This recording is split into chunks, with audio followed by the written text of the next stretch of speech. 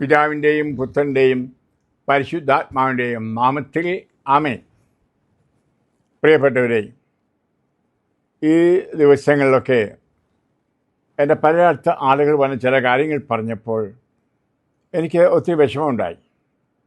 ഒരു മനുഷ്യൻ പറഞ്ഞു, അതായത് അപ്പൻ്റെ അപ്പൻ എന്ന് പറഞ്ഞാൽ 90 വർഷങ്ങൾക്ക് മുമ്പ് ജീവിച്ച അപ്പൻ്റെ ഒരു പെട്ടി, ഒരു മരം കൊണ്ടുണ്ടാക്കിയ പെട്ടി, അതിനകത്ത് അദ്ദേഹത്തിൻ്റെ ബന്ധിങ്ങായും കാശുരൂപവും ഉപയോഗിച്ചിരുന്ന ചില തുണികളുമൊക്കെ ആയിട്ട് ഈ അപ്പനെ ഓർത്ത് പ്രാർത്ഥിക്കുമായിരുന്നു. ഈയിടെ ഒരു വീഡിയോ കേട്ടു, മരിച്ചുപോയ സാധനങ്ങളൊന്നും ഒട്ടുപോകരുത്, ഉപയോഗിക്കരുത്, പടം പോലും വയ്ക്കരുത്, ചുട്ടുകളയണമെന്ന്. അത് ചുട്ടുകളഞ്ഞാച്ചാൽ കഴിഞ്ഞ പോലെ മനസാക്ഷിക്കടി. എൻ്റെ അപ്പനോട് വല്യപ്പനോടൊക്കെ ഉള്ള സ്നേഹം പോയല്ലോ. വീട്ടിൽ 4 തലമുറയിലെ ആളുകളുടെയും ഫോട്ടോ ഉണ്ടായിരുന്നെല്ലാം ഞാൻ ചുട്ട് കരിച്ചു കളഞ്ഞു. അത് കഴിഞ്ഞപ്പോഴാണ് മണ്ടത്തരമായി പോയി ഓർത്തു, ഒരു ഇച്ഛാഭംഗം, വിഷമം. അവർക്ക് നോക്കിക്കൊണ്ട് ഞാൻ പ്രാർത്ഥിച്ചുകൊണ്ടിരുന്നതാണ്, അച്ഛാ ഞാൻ എന്താ ചെയ്യേണ്ടത്, എൻ്റെ തലയൊക്കെ വെച്ചൊന്ന് പ്രാർത്ഥിക്കുക എനിക്കൊരു സമാധാനം കിട്ടാനായിട്ട്. ഇപ്പോൾ എനിക്ക് ഉറക്കമില്ല, അസ്വസ്ഥതയാണ്. പ്രിയപ്പെട്ടവരെ, അതുപോലൊരു 3-4 കേസുകൾ എല്ലാം ഞാൻ വിവരിക്കുന്നില്ല. പ്രിയമുള്ളവരെ, ചില കരിസ്മാറ്റിക്കൽ വിവരക്കേടുകൾ പറഞ്ഞ് അന്ധവിശ്വാസങ്ങൾ പറയുന്നത് കേട്ട് നിങ്ങൾ വിശ്വസിക്കരുത് എന്ന് പറയുന്നു. പ്രിയപ്പെട്ടവരെ, ഞാൻ നിങ്ങളോട് സംസാരിക്കുന്നത് അറിയാം, സ്വർഗവും നരകവും എല്ലാം കണ്ട ശേഷമാണ്. ഈ നിത്യതയെപ്പറ്റി അറിവില്ലാത്തവർ, അന്ധനായവർ, ആനയെ കാണാൻ പോയതുപോലെ ഏതെല്ലാം ചില പുസ്തകത്തിൽ നിന്ന് വായിച്ചും, അതും വിദേശത്തുള്ള വെള്ളക്കാരുടെ പുസ്തകമായിരിക്കാം വായിച്ചത്, ഭൂലോച്ഛാടകനായിരിക്കാം. എന്നിട്ട് അത് വിളിച്ചു പറയുകയാണ്, ഇതൊക്കെ ഉപയോഗിക്കുമ്പോൾ നാശം. പ്രിയപ്പെട്ടവരെ, 71 വർഷം മുമ്പ് മരിച്ച എൻ്റെ അപ്പൻ്റെ 25 വർഷം മുമ്പ് മരിച്ച എൻ്റെ അമ്മയുടെ ഫോട്ടോ എൻ്റെ പിമ്പിൽ ഇരിപ്പുണ്ട്, എൻ്റെ ബൈബിളിലുണ്ട്. ഇതൊരു ചേച്ചി പറയുമായിരുന്നു, എൻ്റെ പ്രിയപ്പെട്ട മരിച്ചവരെല്ലാം ഓർത്ത് ഒരു സ്വർഗസ്ഥനായ പിതാവെ ചൊല്ലുമാരും ഞാൻ എന്നും. അതിനുവേണ്ടി അവരുടെ ഫോട്ടോ എൻ്റെ ബൈബിളിൻ്റെ ആദ്യ പേജിൽ വെച്ചിരുന്നു. അത് ഞാനെല്ലാം ചുട്ടു കളഞ്ഞച്ചാ. എനിക്കും മനസ്സിൽ അസ്വസ്ഥത. പ്രിയപ്പെട്ടവർ, നമ്മൾ ഇതൊക്കെ വയ്ക്കുന്നത് അവരെ ഒന്ന് ഓർക്കാനും പ്രാർത്ഥിക്കാനും. നമ്മളൊക്കെ മനുഷ്യരാണ്, കുറേ കഴിയും മറന്നു പോകും. അപ്പോൾ നോക്കാനായിട്ട്, അല്ലാതെ അവരെ ആരാധിക്കാനോ വീരകാരാധനയോ അല്ല. ഇനി മരിച്ചുപോയവരിൽ ഒരു പിശാചുണ്ടായിരുന്നു, ആ പിശാചിൻ്റെ ഉണ്ടാവുമെന്ന് പറയുന്ന ചില പൂരോച്ചാടകർ. പണ്ട് റുപസറ്റം പറയുന്ന പോലെ പൂരോച്ചാടകർ തന്നെ പൂരവാ, ഹല്ലേലൂയ. എന്നിട്ട് അത് മനുഷ്യരുടെ മേൽ ഇങ്ങനെ പ്രതിഫലിപ്പിക്കുകയാണ് എന്ന്. പ്രിയപ്പെട്ടവരെ, നമ്മൾ ഓർക്കണം, യേശുക്രിസ്തുവിനോടുകൂടിയാണ് മരിച്ചവർ. ഫിലിപ്പിയർക്ക് ലേഖനം അധ്യായം 1:23, 2 കൊറിന്തോസ് 5:8. പൗലോസാണ് മരണത്തിനു വേണ്ടി ആഗ്രഹിച്ചു തന്നെ. അപ്പോൾ മരിച്ചവർ ദൈവത്തോടു കൂടിയാണ്, യേശുവിനോട് കൂടിയാണ് ക്രൈസ്തവരാണ് നമ്മൾ വിശ്വസിക്കുന്നു. ആരും നരകത്തിൽ പോയെന്നും നഷ്ടപ്പെട്ടെന്നും സഭ ഇതുവരെ ഔദ്യോഗികമായി പറഞ്ഞിട്ടില്ല. ജൂഡാസ് പോലും, അല്ലെങ്കിൽ ലോകത്തിലെ ഏറ്റവും വലിയ കൊലപാതകൾ പോലും നരകത്തിലാണെന്ന് ഇതുവരെ സഭ ഔദ്യോഗികമായി പറഞ്ഞിട്ടില്ല. എന്നാൽ വിശുദ്ധരെ വാഴിക്കുന്നുണ്ട്, വിശുദ്ധരുണ്ട്, അവരുടെ പേരുകൾ വിളിച്ച് വാഴിക്കുന്നുണ്ട്. ഇവിടെ മനസ്സിലാക്കണം, അതിൻ്റെ അർത്ഥം നമുക്ക് വിധിക്കാൻ അവകാശമില്ല. ഇപ്രകാരമുള്ള പഠനങ്ങൾ വേറെ മതത്തിൽ നിന്ന്, മതത്തിൻ്റെ പേര് ഞാൻ പറയുന്നില്ല, കടമെടുത്തതാണ്. അന്ധവിശ്വാസത്തിൽ പോഞ്ഞ മതങ്ങളിലുണ്ട്. അതായത് മരിച്ചുപോയുള്ള വസ്തുക്കൾ ഉപയോഗിക്കരുത്, അവരുടെ പടങ്ങൾ വയ്ക്കരുത്, അതിൻ്റെ ഫലമായിട്ട് തിന്മ കടന്നു വരും. ഇതൊരു പൈശാചിക പഠനമാണ്. ഹല്ലേലൂയ. പ്രിയപ്പെട്ട, മരിച്ചവരെല്ലാം വിശുദ്ധരാണ്. അവർ ശുദ്ധീകരണത്തിലാണെങ്കിലും വിശുദ്ധരാണ്, ഓർക്കണം. അവരെയൊക്കെ ഞാൻ കാണുന്നതാണ്. അവരാരും ഈ നാട്ടിലേക്ക് വരാൻ ആഗ്രഹിക്കുന്നില്ല. അവർക്കറിയാം, അവർ റണ്ണേഴ്സ് അപ്പാണ്. ഇന്നല്ലെങ്കിൽ നാളെ യേശുവിനെ മുഖാമുഖമായി കാണുന്നവർ. ഇനിയും നരകത്തിൽ ആരും പോയില്ല എന്ന് വിശ്വസിക്കട്ടെ. പോയേക്കാം, ലോകാവസാനത്തിൽ കർത്താവ് അവസാന വിധി വിട്ടേക്കാം, അത് കർത്താവ് ചെയ്തോട്ടെ. ഇന്ന് നീ വിധിക്കരുത്. നിനക്കങ്ങനെ വിധിക്കാൻ കഴിയും? നല്ല കള്ളനോടാണ് കർത്താവ് പറഞ്ഞത്, ഇന്ന് നീ എന്നോടുകൂടെ പർദീസായിൽ ഉണ്ടായിരിക്കും. ഒന്ന് ഓർക്കണമേ, ലൂക്കാ 23:43. കള്ളനായിരുന്നു. നമ്മൾ നോക്കിയാൽ ആ കള്ളൻ നരകത്തിൽ പോയി. അല്ലെങ്കിൽ കള്ളുകൂടിയൻ നരകത്തിൽ പോയി, ആത്മഹത്യവൻ നരകത്തിൽ പോയി. എന്തെല്ലാം വിധികളാണ് നമ്മൾ നടത്തുന്നത്. 2 പുത്രന്മാരുടെ ഉപമയെപ്പറ്റി മത്തായി എഴുതിയ സുവിശേഷം 21 നമ്മൾ വായിക്കുന്നുണ്ട്. ഒരാൾ 2 പേരോടും കർത്താവ് പറഞ്ഞു, അത് ഉടമസ്ഥൻ പറഞ്ഞു പോയി ജോലി ചെയ്യാൻ. ഒന്നാമത്തെ മകൻ പറഞ്ഞു എനിക്ക് മനസ്സില്ല, അല്ല നേരെ തിരിച്ചാണ്, ഞാൻ പോയി ചെയ്യാമെന്ന് പറഞ്ഞു. എന്നിട്ട് അവൻ പോയില്ല. രണ്ടാമത്തവൻ പറഞ്ഞു എനിക്ക് മനസ്സില്ല, ഞാൻ പോയില്ലെന്ന്. എന്നിട്ട് അവൻ അനുദപിച്ച് അതെ പോയി പണി ചെയ്തു മുന്തിരിത്തോപ്പിൽ. അതെ, നിങ്ങൾക്ക് അറിയാവുന്ന ഉപമയാണെങ്കിലും വായിച്ചു നോക്കൂ. അവിടെ കർത്താവ് എന്താ പറഞ്ഞത്? സത്യം സത്യമായി ഞാൻ നിങ്ങളോട് പറയുന്നു, ചുങ്കക്കാരും വേശ്യകളുമായിരിക്കും നിങ്ങൾക്ക് മുമ്പേ സ്വർഗരാജ്യത്തിൽ പ്രവേശിക്കുക. മത്തായി 21:31. ഞങ്ങൾ അച്ഛന്മാരോ മത്താന്മാരൊക്കെ വിധിക്കുന്ന നരകത്തിൽ പോയി എന്ന് പറയുന്നവരൊക്കെ സ്വർഗത്തിൽ മുൻതട്ടിലും ഒരു വിഷയങ്ങൾ അച്ഛന്മാരെ പട്ടക്കാരായിരിക്കാം നരകത്തിൽ. പണ്ട് അതെ ലിയോ അച്ഛൻ ഒരു കപ്പച്ചും പ്രസംഗിക്കും പറയുന്ന പോലെ നരകത്തിൽ കൂടുതലും പട്ടത്തലിയും മുട്ടത്തലിയും ആയിരിക്കും പ്രിയ അച്ഛന്മാരിത്. അത് പട്ടം പഠിക്കുമായിരുന്നു. കന്യാസികളും മുട്ടത്തലയായിരുന്നു. എന്നിട്ടാണ് മുണ്ടു ഇട്ടിരുന്നത്. അതൊക്കെ ഓർക്കണം. ചുമ്മാ വിധിക്കരുത് അച്ഛന്മാരെ. വചനപ്രഘോഷയിൽ ചുമ്മാ വിധിക്കരുത്. അതിലും കെട്ടുണ്ട് മുക്കും മുറിയൊക്കെ കെട്ടിട്ടും വായിച്ചിട്ടും. അതെ, വിദേശത്തുള്ള ആളുകളൊക്കെ വെള്ളക്കാർ പറയുന്നതെല്ലാം സത്യമാണെന്ന് ഓർക്കരുത്. അവിടെ ആധ്യാത്മിക എന്താണെന്ന് ഞാൻ ഈ 30 കൊല്ലമായിട്ട് കണ്ടുകൊണ്ടിരിക്കുകയാണ്. നമ്മുടെ കേരളത്തിൽ നമ്മുടെ സഭയിലാണ് കൂടുതൽ വിശുദ്ധരുള്ളത്, വിശുദ്ധത പഠിപ്പിക്കുന്നവരും പ്രബുദ്ധമായ ദൈവശാസ്ത്രം പഠിപ്പിക്കുന്നവരുമുള്ളത്. അതുകൊണ്ട് ഈ വിദേശ പുസ്തകമൊക്കെ പറഞ്ഞുകൊണ്ട് അവർ പറഞ്ഞു ഇത് ഉപയോഗിക്കരുത്, ഇത് അങ്ങനെ അവർക്ക് തിന്മയുണ്ട്. പാവപ്പെട്ട ജനങ്ങൾ ഓർക്കും വെള്ളക്കാരൻ പറഞ്ഞു. വെള്ളക്കാരുടെ കാലം കഴിഞ്ഞു, അതേലും ഓർത്തിരിക്കട്ടെ. അതുകൊണ്ട് ഈ കരിസ്മാറ്റിക്കുകളായിട്ടുള്ള ദയവായിട്ട് ഇങ്ങനെ അതെ പറഞ്ഞ് മനുഷ്യനെ ഭയപ്പെടുത്തി മരിച്ചവരെ ഓർക്കട്ടെ. ഒരു കാര്യം അറിയാം, കണിശമായിട്ടും നമ്മൾ അവരുമായിട്ട് അറ്റാച്ച്ഡ് ആയിരിക്കരുത്. കാരണം മരിച്ചവരെ ദൈവത്തിന് വിട്ടുകൊടുക്കുക. ആ വേർപാടിൻ്റെ ദുഃഖം അനുഭവിക്കുന്ന എല്ലാവരും ഞാൻ പറയും, നിൻ്റെ ഭർത്താവിനെ മരിച്ചുപോയോ, നിൻ്റെ അപ്പൻ മരിച്ചുപോയോ, മകൻ മരിച്ചോ, അപകടത്തിൽ മരിച്ചോ, ഇപ്പോഴത്തെ വേദന മനസ്സിലാവും. എന്നിട്ട് പൂർണ്ണമായിട്ട് ഈശോയ്ക്ക് വിട്ടുകൊടുക്കണം. ഈശോയുടെ ആകണമെങ്കിൽ അതാവശ്യമാണ്. എന്നിട്ട് അവന് വേണ്ടി അവർക്ക് വേണ്ടി പ്രാർത്ഥിക്കണം.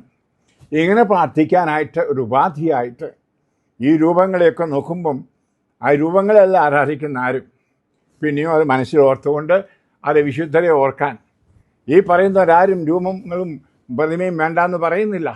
അതാണ് വാസ്തവത്തിൽ പ്രതിമ. ഞാൻ പറഞ്ഞതുപോലെ വേറൊരു വീഡിയോ പറയുകയുണ്ടായി. ഇവിടെ മരിച്ചുപോയവരുടെ സ്നേഹപൂർവ്വം ഓർക്കാനായിട്ട് വച്ചിരിക്കുന്ന പടമെടുത്ത് ചുറ്റുകളയുക, അവരുടെ പടങ്ങൾ കളയുക, അവരുടെ ഓർമ്മകൾ ഇല്ലാതാക്കുക. അതിന് പ്രിയമുള്ള അടുത്ത 3 നാൾ പ്രാർത്ഥിച്ചപ്പോൾ ശുദ്ധാത്മാക്കൾക്കൊരു മിനിസ്ട്രി ശുശ്രൂഷ ചെയ്യുന്നവനാണ് ഞാൻ. നിങ്ങൾ വായിച്ചില്ലെങ്കിൽ വായിക്കൂ എൻ്റെ പുസ്തകം ശുദ്ധാത്മാക്കളുടെ കൂടെ എന്നതും നിത്യത ദർശിച്ച നിമിഷവും വായിക്കണം. നിങ്ങളെല്ലാവരും എന്നെ അറിയും. ഞാനൊരു മാനസരോഗിയല്ല, നിങ്ങൾക്കറിയാം. ഈ ലോകം മുഴുവൻ ചുറ്റി നടന്ന് പ്രസംഗിക്കുന്ന ഒരാളാണ്. എൻ്റെ അടുക്കൽ ആളുകൾ വരുന്നുണ്ട്, എല്ലാവർക്കും എന്നെ കാണാം. ഞാൻ ഇന്നും മറഞ്ഞു നിൽക്കുന്നവരോ പാത്തിക്കുന്നവരോ ദൂരെ നിന്നോ സന്ദേശം കൊടുക്കുന്നതിനുമല്ല. ആരെഴുതിയാലും മറുപടി കൊടുക്കും, ആര് വിളിച്ചാലും മറുപടി. അത് ഫോണിലൂടെയും സംസാരിക്കുന്നതാണ് സമയം പോലെ. പ്രിയപ്പെട്ടവരെ, പച്ചക്ക് ഞാൻ പറയുന്നു, വെറുതെ മരിച്ച വിശ്വാസികളെ പറ്റി അറിവില്ലാതെ ഇങ്ങനെ പറയരുത്. ഓക്കെ, ഇനി അവർക്ക് വേണ്ടി പ്രാർത്ഥിക്കണം. പ്രാർത്ഥിക്കാനാണ് ഈ നമ്മുടെ ആളുകളൊക്കെ ഈ പടം വയ്ക്കുന്നതും ഫോട്ടോ വയ്ക്കുന്നതും ഒരു വീഡിയോ എടുക്കുന്നതും ചിലപ്പോൾ ഒരു തുണിയായിരിക്കാൻ വെച്ചത്. അതല്ല തമാശ. ഇതൊക്കെ പറഞ്ഞവരെല്ലാം തിരുശേഷികളെ പറ്റി പൊക്കി പറഞ്ഞിട്ടുണ്ട്. 1-ാം തരം തിരുശേഷി, 2-ാം തരം, 3-ാം തരം, 4-ാം തരം വളരെ മനോഹരമായിട്ട് പറഞ്ഞിട്ടുണ്ട്. അതെല്ലാം കാശുണ്ടാക്കുന്ന. ഹല്ലേലൂയ. ഒരാൾ പുണ്യാനോ പുണ്ണൂരി ആകുമ്പോഴത്തേനെ ആ സഭയ്ക്ക് വരുമാനം മുഴുവൻ ഇത് വിറ്റ വലിയ തുകയുണ്ടാക്കി രൂപരയ്ക്കും കൊടുക്കും, ആ സഭയ്ക്കും എടുക്കും. ഇതൊക്കെ ഞാൻ പറയുന്നില്ല പബ്ലിക്കായിട്ട്. അതിനെപ്പറ്റി ഒരു കുഴപ്പമില്ല. ഇനിയും അത് മറ്റുള്ളവർ ആണ് സാധാരണ ഈ തിരിശേഷിപ്പെന്ന്. അതായത് സഭ ഔദ്യോഗികമായി വിളിച്ചവരെ തുണിയെ തൊട്ടത്, അത് എല്ല് ശരിയാണെന്ന് അറിയത്തില്ല, വേറെ വല്ല എല്ലും ആയിരിക്കാം ചിലപ്പം. ഏതായാലും നമ്മൾ വിശ്വസിക്കും, നമ്മുടെ വിശ്വാസമാണ് രക്ഷിക്കുന്നത്. ഏതായാലും ശരി, ആ തിരിശേഷിപ്പ് ഞാനും ഉപയോഗിക്കുന്നു. ആ തിരിശേഷിപ്പ് അതുകൊണ്ടാണ് ഞാനും മരിച്ചുപോയ പലരുടെയും അച്ഛന്മാർ, എൻ്റെ സഭയിൽപ്പെട്ട പല വിശുദ്ധരായ വ്യക്തികളുടെ ഊരാല കഴിഞ്ഞ ഏതാനും വർഷങ്ങൾക്ക് മുമ്പ് കോവിഡ് വന്ന് മരിച്ച അനീഷിൻ്റെ ഊരാല ഞാനിപ്പോഴും ഉപയോഗിക്കുന്നുണ്ട്. അവർ പലരുടെയും എന്ന് വിചാരിച്ച് ഞാൻ അച്ഛനോട് അറ്റാച്ച്ഡ് അല്ല. അച്ഛൻ ഈശോടൊക്കെയല്ല, എനിക്കറിയാം. എന്നാൽ അച്ഛനെ ആരും സഭ വിശുദ്ധനായിട്ട് പ്രഖ്യാപിച്ചിട്ടില്ല. ഹല്ലേലൂയ. പ്രിയമുള്ളവരേലോ, നിങ്ങൾ വെളിപാട് പുസ്തകം വായിക്കൂ. ഞാൻ പോലും കണ്ടതുമാണ്. കോടിക്കണക്കിന് വിശുദ്ധർ. ഈ സഭ 5-6 പേരെ വിളിച്ച് അത് വിശുദ്ധനെ പ്രഖ്യാപിക്കുന്നു, മറ്റുള്ളവർക്ക് മാതൃകയായിട്ട്. അതുകൊണ്ട് പ്രിയപ്പെട്ടവരെ, ഓർക്കരുത് അവരുടേത് മാത്രമേ ഉള്ളൂ വിശുദ്ധം. അതേ തൊട്ട് പ്രാർത്ഥിക്കാം, അത് സൂക്ഷിച്ചുവെക്കാം, ഒരു കുഴപ്പമില്ല. മറ്റ് പാവപ്പെട്ട ജനങ്ങളുടെ ഹല്ലേലൂയ. അതാ നമ്മൾ ഈ സഭ വാഴിച്ച വിശുദ്ധരെക്കാൾ ധാരാളം വിശുദ്ധർ ഉണ്ടായിരുന്നു, ഇപ്പോഴും ഉണ്ട്. ഹല്ലേലൂയ. ഒരു ധ്യാനഗുരുവായ ഞാൻ അൽമേനികളുടെ 52-3 വർഷമായിട്ട് പ്രവർത്തിക്കുന്ന എനിക്ക് പറയാൻ പറ്റും, ഇന്നും ജീവിക്കുന്ന കൂടുതൽ വിശുദ്ധരും അൽമേനികളിലാണ്. പണ്ടൊരു ജന്മങ്കാരൻ പറഞ്ഞതുപോലെ, നിങ്ങൾക്ക് വിശുദ്ധരാകണോ ഞാൻ ചോദിച്ചു. ആരും അനങ്ങിയില്ല, കൈപൊക്കിയില്ല. ഞാൻ ഇച്ചിരി കോപിച്ച് വർത്താനം പറഞ്ഞു. അപ്പോൾ നിങ്ങളെ നരകത്തിൽ പോകാൻ നോക്കിയിരിക്കുകയാണ്. അപ്പോൾ ഒരു മനുഷ്യൻ എഴുന്നേറ്റ് പറഞ്ഞ് എന്താണെന്നറിയാം, അച്ഛാ, വിശുദ്ധനാണെങ്കിൽ പണച്ചെലവുണ്ട്, റോമിൽ ഒത്തിരി പണം ചെലവഴിക്കണം, അത് ഞങ്ങളുടെ കയ്യിലില്ല, ഞങ്ങളുടെ കുടുംബത്തിനും ഇല്ല, അതുകൊണ്ട് ആ വിശുദ്ധനാകണ്ട എന്ന് പറയുന്നത്. അപ്പോൾ ഞാൻ അടുത്ത ചോദ്യം ചോദിച്ചു, നിങ്ങൾക്ക് സ്വർഗത്തിൽ പോകണോ? എല്ലാവരും കൈപൊക്കി. വളരെ പ്രിയമുള്ളവർ, അത് തന്നെ കാര്യം. സ്വർഗത്തിലുള്ളവരെല്ലാം വിശുദ്ധർ ആണ്. വെളിപാട് പുസ്തകം പറയുന്നു, അശുദ്ധമായവരും അശുദ്ധമായവരൊന്നും സ്വർഗത്തിൽ പ്രവേശിക്കില്ല. നരകമുണ്ടെന്ന് നമുക്കറിയാം, നരകമുണ്ടെന്ന് സഭ പഠിപ്പിക്കുന്നു. നരകത്തിൽ ആര് പോയെന്ന് സഭ പറയുന്നുമില്ല. അതിൻ്റെ അർത്ഥം ആരെയും വിധിക്കരുത്. നമ്മളൊരു വിഷയം ഞാൻ എൻ്റെ പുസ്തകത്തിൽ തന്നെ പറഞ്ഞിട്ടുണ്ടല്ലോ, ശുദ്ധാത്മാക്കളുടെ കൂടെയും നിത്യദർശന നിമിഷത്തിലും കാരിസ് ഭവനിൽ വെച്ച് ഒരുത്തിനെ മാനസാന്തരപ്പെടാമെന്ന് ഞാൻ പറഞ്ഞതാ. അടാ, നീ നരകത്തിലേ പോവുള്ളൂ. എൻ്റെ മരണാനന്ദ അനുഭവത്തിൽ, എൻ്റെ മരിച്ച അനുഭവം ഞാൻ പറയും. മരിച്ചവരാ എന്നെ തിരിച്ചു കൊണ്ടുവന്നാൽ നിങ്ങൾക്ക് എല്ലാവർക്കും അറിയാം. എൻ്റെ ശവപ്പെട്ടി ഉണ്ടാക്കാനും എന്നെ നാട്ടിലേക്ക് ഏത് പ്ലെയിനിൽ അയക്കണമെന്നും എൻ്റെ കൂടെയുള്ളവർ തീരുമാനിച്ചതായിരുന്നു. പ്രിയപ്പെട്ടവർ, ഞാൻ പറയാൻ കാരണം, ഈശോ എന്തിനു വേണ്ടി ഇതൊക്കെ നിങ്ങൾ പറയാനായിട്ട് തന്നെ അയച്ചത്. ആ ഷെക്കീനായിലെ ഒരു വീഡിയോയിൽ പറഞ്ഞതുപോലെ, പ്രിയപ്പെട്ടവർ, ഇന്ന് ഞാൻ വിശ്വസിക്കുന്നു. അതുകൊണ്ട് ഞാൻ പച്ചക്കെ പറയുന്നത്, നിത്യതയെപ്പറ്റി ഞാൻ കണ്ടതാണ്, അനുഭവിച്ചതാണ്. ഞാനും അതിൻ്റെ നല്ലപോലെ സാക്ഷിയാണ്. പ്രിയപ്പെട്ടവർ, നമുക്ക് മനുഷ്യരെ പേടിപ്പിക്കുന്ന പഠനങ്ങൾ വേണ്ട. ഓക്കെ, മരിച്ചവർക്ക് വേണ്ടി പ്രാർത്ഥിക്കണം, അവർക്ക് വേണ്ടി ഉപവാസം അനുഷ്ഠിക്കണം, പരോപകാര പ്രവർത്തികൾ ചെയ്യണം, ദീപബലി അർപ്പിക്കണം. അപ്പോൾ അതൊക്കെ പ്രോത്സാഹിപ്പിക്കാൻ വേണ്ടത്. അതിനൊക്കെ അവരെ സഹായിക്കുന്നതാണ് ഈ ടവലുകളോ വെച്ചിരിക്കുന്നതോ, അല്ലെങ്കിൽ ഇട്ടിരുന്ന ലോഹം സൂക്ഷിക്കുന്നതോ, ഊറാനെ വെക്കുന്നതൊക്കെ. ഞാൻ തിരിശേഷിപ്പൊന്നും ഞാൻ പറയില്ല, അവരെ ഓർക്കാനായിട്ട് ഒരു പടം. ഓക്കെ, ഇനി ഞാൻ പറഞ്ഞ പോലെ അറ്റാച്ച്മെൻറ്റ് പാടില്ല എന്ന് പറഞ്ഞാൽ അത് ഓർക്കുക മാത്രം ചെയ്യുക. അതായത് നിസ്സംഗതകാരിക്കണം, അതാണ് ഡിറ്റാച്ച്മെൻറ്റ്. ഒരു മമത അതിനോട് കാണരുത്. അതിനുവേണ്ടി ആയിരിക്കരുത് വെക്കുന്നത്. എന്നും എടുത്ത് മുത്തി, എൻ്റെ അപ്പൻ, എൻ്റെ ഭാര്യ, എൻ്റെ ഭർത്താവെന്നും പറഞ്ഞ് അങ്ങനെ പുള്ളിക്കും സ്വർഗത്തിലേക്ക് പോകത്തില്ല, നിങ്ങൾക്കും ഉള്ളിലൊരു ബന്ധനം. അത് പാടില്ല. അവരെ ഓർത്തു, കുഴപ്പമില്ല. അവർ ചെയ്യുന്ന നല്ല പ്രവൃത്തികളെ ഓർത്തു. ഇനി ചീത്ത പ്രവൃത്തികളാണെങ്കിലും ഓർത്ത് ആ പാപങ്ങൾ ഏറ്റെടുത്ത് മാപ്പ് ചോദിക്കുക. അതിനും സഹായിക്കും. ഒരു പടമോ ഒക്കെ നിങ്ങളെ സഹായിക്കും. ഒരു ടവലായിരിക്കാം, ഒരു കുടിയനായിരുന്നിരിക്കാം. അവൻ രക്ഷപ്പെട്ടില്ലെന്ന് പറയാൻ ആർക്ക് കഴിയും? മാപ്പാപ്പായ്ക്ക് പോലും പറ്റുന്നില്ല. അതുകൊണ്ടല്ലേ സഭ പറയാത്തത്. അതുകൊണ്ട് നമുക്കവർക്കായി നേർച്ചകാഴ്ചകളൊക്കെ സമർപ്പിച്ച് നമുക്ക് അത് മുന്നോട്ട് പോകാം. നന്മയും തിന്മയും ഏതാണ് എന്ന് നമുക്ക് ഈ മരിച്ചവരെ വെച്ചുകൊണ്ട് വില പറഞ്ഞ് നിശ്ചയിക്കാനല്ല നമ്മൾ ചെയ്യേണ്ടത്. നമുക്ക് മരിച്ചവരുടെ പാപങ്ങൾ ഏറ്റെടുത്ത് കർത്താവരോട് മാപ്പ് ചോദിക്കാം. അതിന് ഉപകരിക്കുന്ന ഒരു പഠനം വെക്കുന്നത്, അത് തിന്മ കൈവരുത്തുന്നതെന്ന് പറയുന്ന പഠനം ഞാൻ ശക്തമായ ഭാഷ എൻ്റെ ആധ്യാത്മികമക്കളോട് പറഞ്ഞു, നിരാകരിക്കുക. ഹല്ലേലൂയ. പഴയ പോലെ നിങ്ങൾ തുടരുക. അവരാരെങ്കിലും നശിപ്പിച്ചിട്ട് ദുഃഖമുണ്ടെങ്കിൽ ഞാൻ അവർക്ക് വേണ്ടി പ്രാർത്ഥിക്കുന്നു, ആശ്വാസമുണ്ടാകാനായിട്ട്. അത് ചെയ്തത് തെറ്റായിപ്പോയി എന്ന് ഞാൻ പറയും. അത് നമുക്കറിയാം, യേശുക്രിസ്തുവിൽ വസിക്കുകയും ജീവിക്കുകയും ചെയ്തവർ, അവർക്ക് വേണ്ടി അനുഗ്രഹങ്ങൾ കർത്താവ് എപ്പോഴും കൊടുക്കും. ഒരു പാപിയായിപ്പോയി കാണാം, ഒരു കൊലപാതകയായിപ്പോയി കാണാം, വ്യഭിചാരിയായിപ്പോയി കാണാം. കർത്താവിൻ്റെ കരുണ എവിടെ? അപ്പോൾ അവരെയും വിധിച്ചുകൊണ്ട് അവരുടെ വസ്ത്രം വെക്കരുത്, അവരുടെ ഫോട്ടോ വയ്ക്കരുത്. വെച്ചാൽ കുടുംബത്തിൽ വിഷമം. നിങ്ങൾക്കറിയാം, എന്നെ ലോകത്തിലെ ഏറ്റവും അനുഗ്രഹിക്കുന്നത് ഞാനാണ്. ഹല്ലേലൂയ. അഭിമാനത്തോടെ പറയും, അഹങ്കാരത്തോടെയല്ല. ഈ വയസ്സിലും ഈ രോഗത്തിലും ഈ വീൽ ചെയറിലും ഇരുന്ന് ഞാൻ ഓടി നടന്ന് പ്രസംഗിക്കുന്നു പല രാജ്യങ്ങളിൽ. അതിന് കാരണം ഈ മനം മൂലം വേർപെട്ടവരും എനിക്ക് വേണ്ടി പ്രാർത്ഥിക്കുന്നു.